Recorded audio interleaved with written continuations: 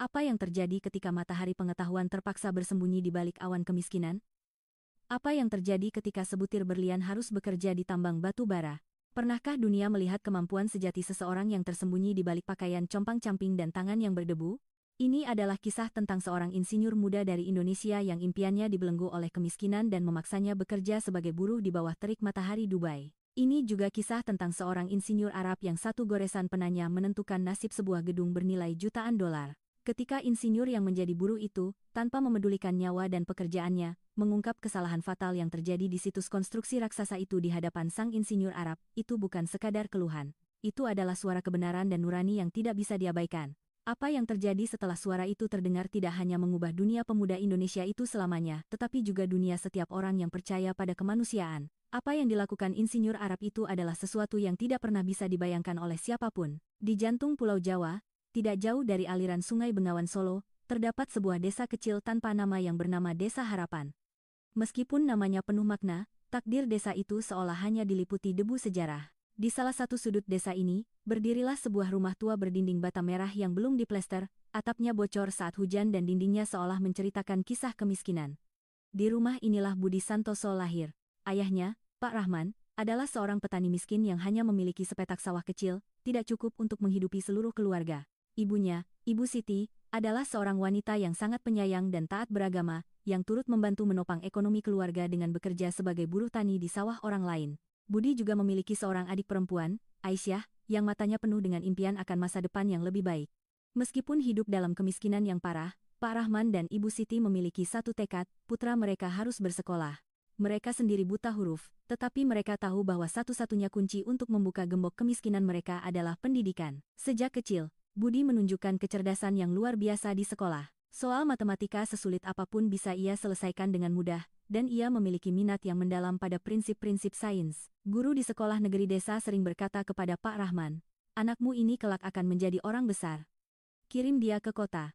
Sang ayah mengorbankan setiap kebutuhannya, menahan lapar, dan meminjam uang dengan bunga tinggi dari rentenir desa untuk mendaftarkan Budi di sebuah perguruan tinggi sederhana di kota, di jurusan teknik sipil. 4 tahun itu adalah tahun-tahun terberat dalam hidup Budi. Siang hari ia kuliah, dan malam harinya ia bekerja mencuci piring di sebuah warung makan untuk membiayai hidup dan makannya. Ia sering belajar menggunakan buku-buku bekas yang dibelinya, atau dengan menghabiskan waktu berjam-jam di perpustakaan. Ketika teman-temannya pergi jalan-jalan di akhir pekan, Budi justru bekerja sebagai kuli harian di proyek-proyek konstruksi kecil-kecilan agar ia bisa merasakan ilmu teknik sipil tidak hanya dari buku, tetapi secara nyata di antara semen dan baja tulangan. Terlepas dari semua kesulitan ini, ketika hasil ujian akhir diumumkan, Budi lulus sebagai yang terbaik di seluruh kampusnya. Di tangannya ada ijazah sarjana teknik sipil, yang di atasnya tertulis predikat dengan pujian dengan tinta emas. Hari itu, ketika ia pulang membawa ijazahnya, air mata kebahagiaan mengalir di mata kedua orang tuanya. Mereka merasa hari-hari penderitaan mereka telah berakhir. Putra mereka kini telah menjadi seorang terpelajar, seorang tuan insinyur. Namun, dunia nyata sangat berbeda dan jauh lebih keras daripada mimpi di kampus. Selama berbulan-bulan, Budi mencari pekerjaan dari kota ke kota. Di setiap wawancara, ia selalu berhasil membuktikan kemampuannya. Namun, di setiap tempat, ia selalu ditanya ijazah dari universitas ternama atau pengalaman kerja. Ia tidak punya koneksi besar, juga tidak punya pengalaman. Perlahan-lahan, harapannya mulai pupus. Di rumah, utang ayahnya semakin menumpuk, dan adiknya, Aisyah, sudah memasuki usia untuk menikah. Kebanggaan menjadi seorang insinyur lulusan terbaik kini terasa seperti sebuah beban. Suatu hari, seorang teman dari desanya memberitahunya tentang Dubai. Ia berkata bahwa di sana banyak sekali pekerjaan konstruksi dan kebutuhan akan tenaga kerja sangat tinggi. Ada seorang agen yang bisa mengurus visa dan tiket. Tentu saja, butuh sejumlah uang. Hati Budi terasa perih. Seorang insinyur, lulusan terbaik, kini akan pergi menjadi seorang buruh. Namun, ia kemudian memandang pundak ayahnya yang membungkuk, mata adiknya yang sayu, dan atap rumahnya yang bocor. Harga dirinya menyerah di hadapan tanggung jawabnya. Ia telah membuat keputusan. Pak Rahman menggadaikan satu-satunya petak sawah yang tersisa dan memberikan uangnya kepada agen. Pada hari keberangkatan Budi ke Dubai, ibunya mengusap kepalanya sambil menangis dan berkata, "Jaga dirimu baik-baik, nak. Kau pergi untuk menjadi seorang terpelajar. Tapi kini kau pergi sebagai buruh. Tapi jangan pernah tinggalkan kemanusiaan dan kejujuranmu." Ayahnya memeluknya dan hanya berkata, "Ayah percaya padamu. Dubai, kota impian." Gedung-gedung pencakar langit, jalanan yang berkilau seperti kaca, dan cahaya yang mengubah malam menjadi siang. Tapi bagi Budi, ini bukanlah mimpi, melainkan kenyataan yang sangat menyakitkan. Dari bandara, ia langsung dibawa ke sebuah kamp buruh di Sonapur, di pinggiran kota. Kamp itu adalah dunia yang sama sekali berbeda. Ribuan buruh dari Indonesia, India, Pakistan, Bangladesh, Nepal, dan Filipina tinggal berdesakan seperti domba di kamar-kamar sempit. Udara dipenuhi bau keringat, rempah-rempah, dan kesedihan yang tak terucapkan. Tempat tidur Budi adalah di ranjang paling atas dari sebuah ranjang susun 3. Di kamar kecil itu, ia tinggal bersama 15 orang lainnya. Keesokan harinya, pekerjaannya dimulai. Ia dikirim ke lokasi pembangunan gedung pencakar langit raksasa bernama Menara Arabian Nights. Gedung itu direncanakan setinggi 120 lantai dan akan menjadi permata baru di Cakrawala, Dubai. Tugas Budi adalah mengangkat karung semen, mengangkut gulungan baja tulangan, dan mengaduk beton di bawah terik matahari, panas bulan Juni yang mematikan, suhu 50 derajat Celcius, dan sebuah helm kuning di kepala. Ijazah tekniknya tergeletak berdebu di sudut koper bututnya, dan ilmunya terkurung di dalam benaknya. Beberapa minggu pertama terasa seperti neraka baginya. Tubuhnya, yang terbiasa dengan buku dan pena, seakan hancur oleh kerja fisik yang berat. Malam hari, ketika ia berbaring di tempat tidurnya, setiap bagian tubuhnya menjerit kesakitan. Namun, rasa sakit di hatinya jauh lebih parah. Ketika ia melihat cetak biru raksasa gedung itu yang sering dibaca oleh para insinyur di lokasi, jiwa insinyurnya meronta. Ia tahu bahwa ia tidak hanya bisa membaca denah itu, tetapi juga bisa membuatnya lebih baik. Namun, posisinya hanyalah seorang buruh yang tugasnya hanya mematuhi perintah. Sebagian besar buruh yang bekerja bersamanya buta huruf atau berpendidikan rendah.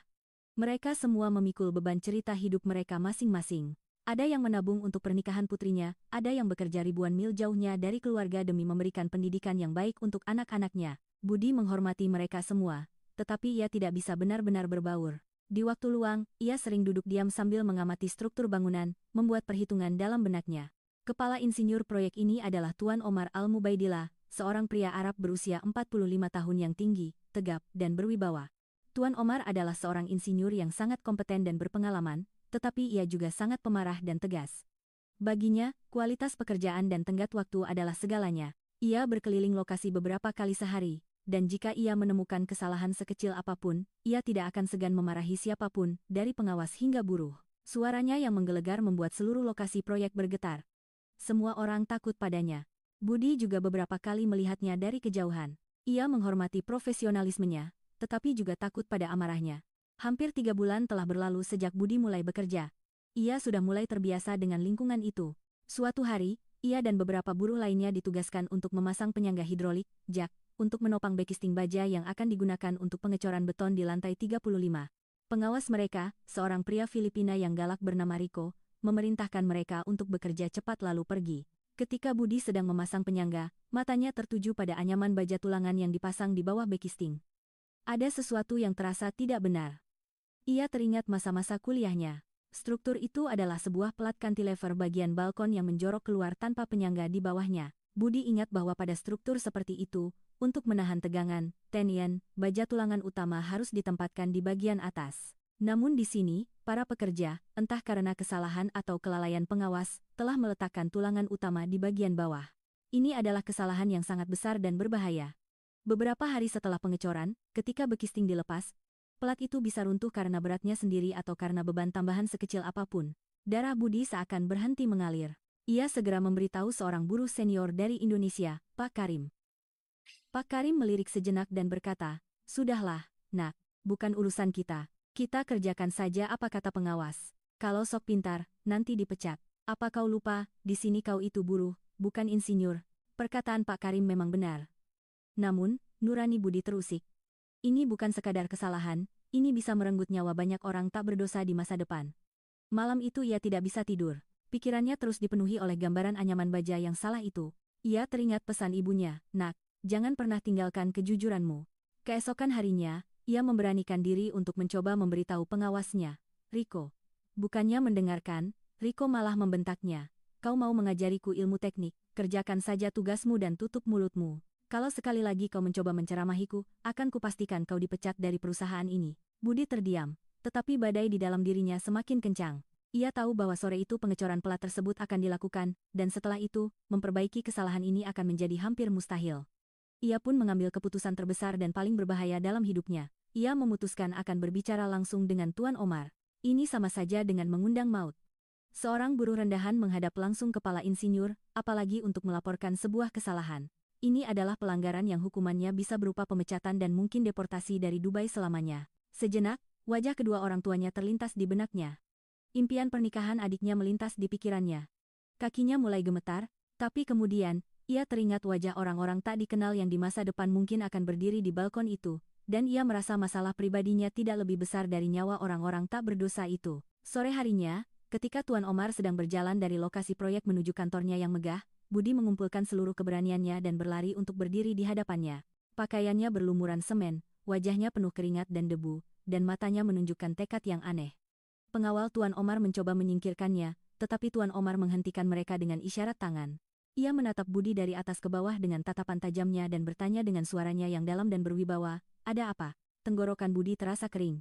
Dengan campuran bahasa Arab dan Inggris yang terbata-bata, ia berkata dengan suara gemetar, "Tuan, nama saya Budi. Saya bekerja di lantai 35. Di sana, di pelat balkon, tulangan utamanya." Kesabaran Tuan Omar mulai habis. Ia berkata dengan marah, "Cepat katakan. Aku tidak punya waktu untuk omong kosong." Budi menarik napas dalam-dalam dan berkata dalam satu tarikan napas, "Tuan, di pelat cantilever itu, batang tulangan utama dipasang secara keliru di bagian bawah. Menurut gambar struktur, seharusnya berada di atas, di zona tarik, top tension, zone. Jika dicor hari ini bisa menyebabkan bencana besar." Sejenak, suasana menjadi hening. Wajah Tuan Omar tanpa ekspresi, tetapi matanya memancarkan kilatan berbahaya. Seorang buruh biasa sedang memberinya kuliah tentang rekayasa struktural. Ini adalah serangan langsung terhadap kemampuannya, timnya, dan pengalamannya. Dengan suara dingin, ia bertanya, "Siapa kau?" Budi menjawab, "Saya seorang buruh, Tuan." Tuan Omar bertanya, "Pendidikanmu apa?" Suara Budi mengandung kebenaran yang menyakitkan. "Sarjana teknik sipil, Tuan." Satu alis Tuan Omar terangkat. Ia mengatakan sesuatu dalam bahasa Arab kepada insinyur junior yang mendampinginya. Insinyur junior itu segera memanggil Riko melalui walkie-talkie. Dalam beberapa menit, Riko datang tergopoh-gopoh. Ia pucat pasi ketakutan melihat Budi berdiri di depan Tuan Omar. Tuan Omar bertanya pada Riko, "Bagaimana status pelat di lantai 35? Riko menjawab dengan gugup, "Siap untuk dicor, Tuan." "Semuanya sesuai dengan gambar, Tuan." Kemudian Tuan Omar menatap Budi dan berkata, "Ayo, tunjukkan padaku." Mendengar itu, Riko hampir pingsan. Tuan Omar sendiri akan memeriksa ke lokasi, itu pun atas laporan seorang buruh. Mereka semua naik lift konstruksi ke lantai 35. Tanpa mengucapkan sepatah kata pun, Tuan Omar langsung menuju pelat beton tersebut. Ia mengamati anyaman baja tulangan dengan mata ahlinya. Kemudian ia meminta gambar struktur dari insinyur juniornya. Ia melihat gambar itu, lalu melihat kembali ke anyaman baja. Ekspresi wajahnya mulai berubah, keningnya berkerut. Ia mengambil sebuah pengait besi dan memeriksa sendiri posisi tulangan itu.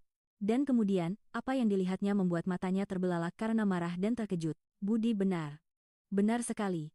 Batang tulangan utama, yang seharusnya menopang seluruh beban pelat itu, dipasang dengan ceroboh di bagian bawah. Wajah Tuan Omar memerah karena marah. Tapi amarahnya bukan ditujukan pada Budi. Ia berbalik ke arah pengawasnya, Riko, seperti singa yang mengamuk. Ia meraung begitu keras dalam bahasa Arab hingga seluruh lantai seakan bergetar. Ia memarahi Riko habis-habisan atas kelalaiannya sampai Riko hampir menangis. Ia segera memerintahkan penghentian pengecoran dan menyuruh seluruh pelat itu dibongkar dan dibangun kembali dengan benar. Semua orang berdiri menahan napas. Tuan Omar memberi isyarat agar Riko dan yang lainnya pergi. Kini, di lantai bangunan setengah jadi yang luas itu, hanya ada dua orang yang berdiri, Tuan Omar Al-Mubaidillah dan Budi, buruh dari Indonesia yang berlumuran debu dan semen. Tuan Omar terdiam sejenak, memandangi cakrawala Dubai di kejauhan. Kemudian ia perlahan berbalik ke arah Budi. Wajahnya tidak lagi menunjukkan kemarahan, melainkan keseriusan yang aneh. Sebuah emosi yang sulit dibaca. Ia bertanya pada Budi, "Siapa nama lengkapmu?" Budi menjawab pelan, "Budi Santoso." Tuan Omar bertanya, "Dari mana kau di Indonesia? Lulusan mana?" Budi menyebutkan nama desa dan kampusnya. Tuan Omar menarik napas panjang. Ia mendekati Budi dan melakukan sesuatu yang tidak pernah dibayangkan oleh siapapun, bahkan oleh Budi dalam mimpinya.